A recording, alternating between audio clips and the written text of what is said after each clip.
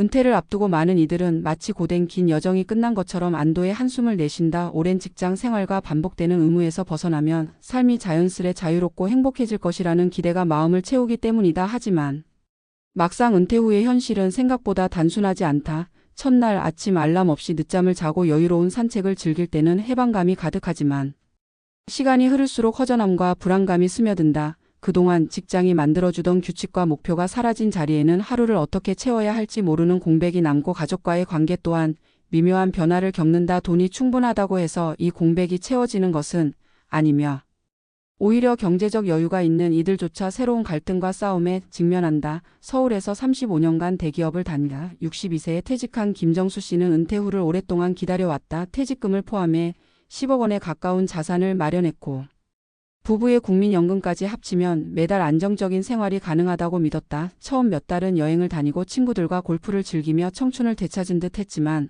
곧 공허함이 밀려왔다. 하루하루가 무의미하게 흘러가는 느낌이 들었고 오랜 직장에서 쌓아온 존재감이 사라지자 스스로의 가치가 흔들렸다. 배우자와의 대화는 점점 줄고 사소한 일로 다툼이 잦아졌다. 그는 충분한 자금을 마련했음에도 왜 불안과 갈등이 깊어지는지 스스로에게 묻기 시작했다. 부산에서 교직 생활을 마친 60대 박선혜 씨의 경우도 비슷했다. 오랜 교육 현장을 떠나면 마음이 한결 편해질 것이라 믿었지만 교사라는 정체성을 내려놓은 뒤 자신을 설명할 단어가 사라진 듯 공허했다. 친구들을 만나도 대화는 과거의 추억이나 건강 문제로 흐르기 일쑤였고 새로운 취미를 찾으려 애썼으나 금세 흥미를 잃곤 했다. 무엇보다 자녀들과의 관계가 달라졌다. 결혼 후 독립한 자녀들이 예전처럼 찾아오지 않으면서 집안은 조용했고 혼자 보내는 시간이 늘어날수록 자신이 세상에서 점점 멀어지는 듯한 고립감이 커졌다. 이런 심리적 공백은 예상치 못한 재정 갈등으로도 이어졌다. 매달 안정적으로 연금을 받지만 지출 구조가 달라지면서 어디에 얼마를 써야 할지 감이 잡히지 않았고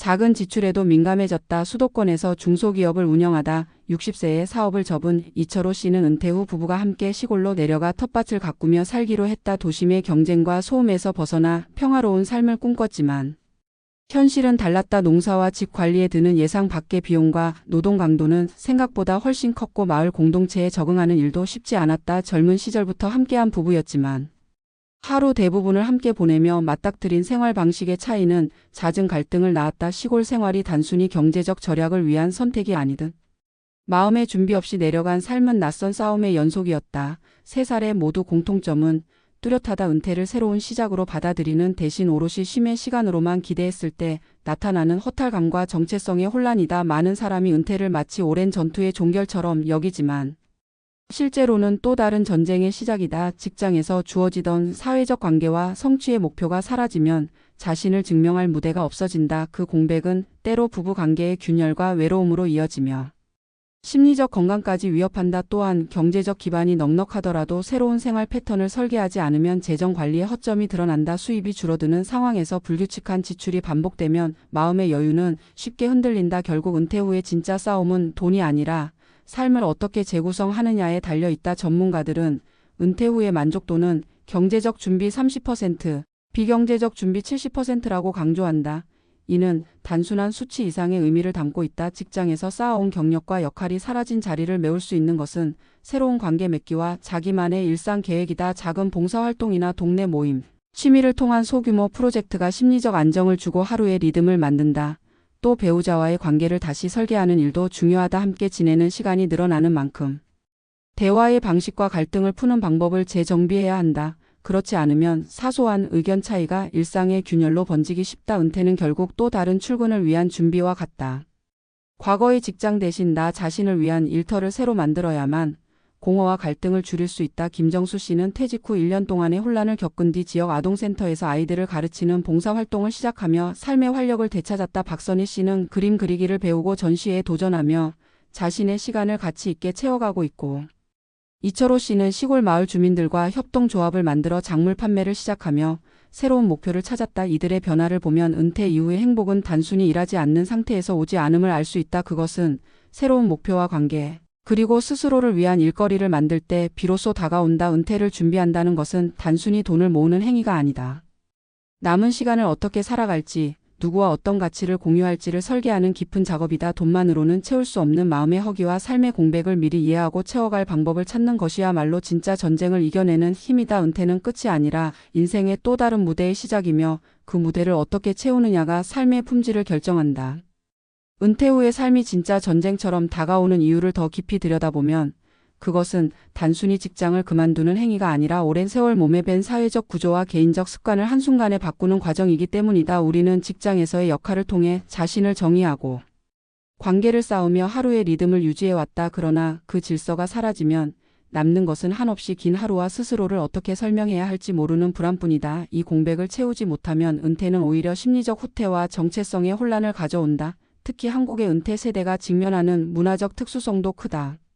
한국 사회에서 일은 단순한 생계 수단이 아니라 사회적 지위와 인정의 근간이었다. 가족 부양과 성취를 통해 자신을 증명해온 세대에게 직장이란 삶의 무대이자 인간관계의 중심이었다. 그 무대를 떠난 뒤의 고립감은 해외의 사례보다 훨씬 날카롭게 다가온다. 게다가 빠르게 변하는 디지털 환경과 세대 간 가치관의 차이는 은퇴 세대가 사회와 단절되었다는 느낌을 더욱 강하게 만든다. 경제적 측면에서도 은퇴 후의 싸움은 단순히 수익 감소에 그치지 않는다. 매달 고정적으로 들어오던 급여가 끊기고 연금이나 이자 수익이 생활비의 전부가 되면 지출의 작은 변화에도 불안이 커진다. 특히 예상치 못한 의료비나 가족 행사와 같은 비정기적 지출은 계획을 흔들고 은퇴자가 안정감 대신 불안을 느끼게 한다. 심리적 공백과 재정적 압박이 맞물리면 갈등은 가정 내부로 스며들기 쉽다. 오랫동안 각자의 공간에서 살아온 부부가 하루 종일 함께 지내야 하는 상황은 익숙하지 않은 긴장감을 만든다. 일상의 작은 선택 하나까지도 의견 차이를 드러내고 사소한 불만이 쌓여 감정의 골이 깊어지면 오히려 은퇴 전보다 관계가 더 어렵게 느껴진다.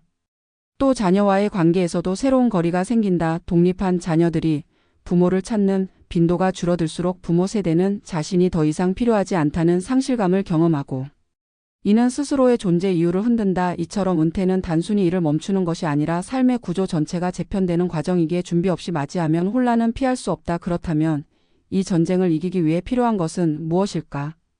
우선 은퇴 이후에도 자신이 사회와 연결되어 있다는 감각을 유지하는 일이 중요하다. 사회적 관계는 단순히 외로움을 달래는 것이 아니라 자기 존재를 확인하고 삶의 목표를 세우는 기반이 된다. 이를 위해 지역사회 봉사나 작은 일거리 창출이 큰 힘을 발휘한다. 김정수 씨가 아동센터 봉사를 통해 새로운 활력을 찾았듯이 이전의 경력을 활용해 후배를 멘토링하거나 동네 작은 도서관 운영을 돕는 일도 자신이 여전히 누군가에게 필요한 존재라는 확신을 준다. 경제적 준비 또한 단순히 은퇴 직전 몇 년간의 저축으로 해결될 문제가 아니야. 평생 현금 흐름을 어떻게 설계할지 미리 고민해야 하며 이를 위해 금융 지식과 재무 계획은 필수다. 고정적인 연금 수입과 함께 일정 수준의 비상자금을 따로 마련해 예상치 못한 지출에도 흔들리지 않는 구조를 만드는 것이 핵심이다. 전문가들은 특히 은퇴 초기 몇 년의 소비 패턴이 이후 평생의 재정 안정성을 결정짓는다고 강조한다. 처음부터 과도한 여행이나 소비로 계획이 틀어지면 불안은 오래 지속된다.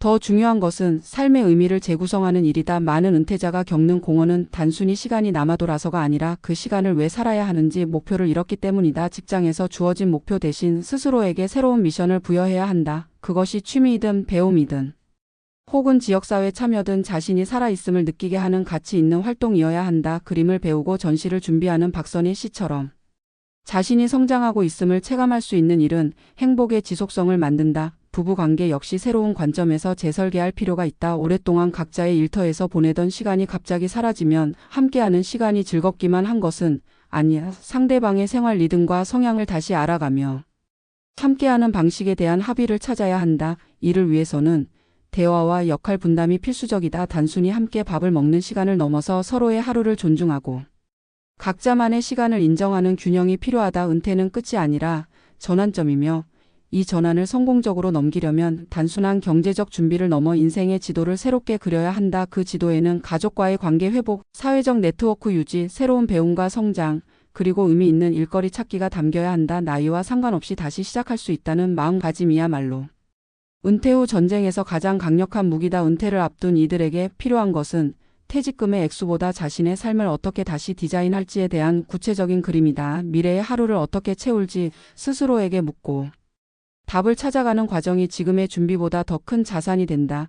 인생 후반전의 진정한 승리는 멈춤이 아닌 또 다른 도약을 계획하는 데서 시작된다. 결국 은퇴 후의 진짜 행복은 주어진 시간을 어떻게 쓰느냐에 달려 있다. 사회가 부여했던 역할이 사라진 뒤에도 나 자신을 위한 역할을 새롭게 만들고 의미와 관계를 찾아가는 길, 그 길을 주도적으로 설계할 때 은퇴 후의 전쟁은 끝내 패배가 아닌 성숙한 승리로 기록될 것이다.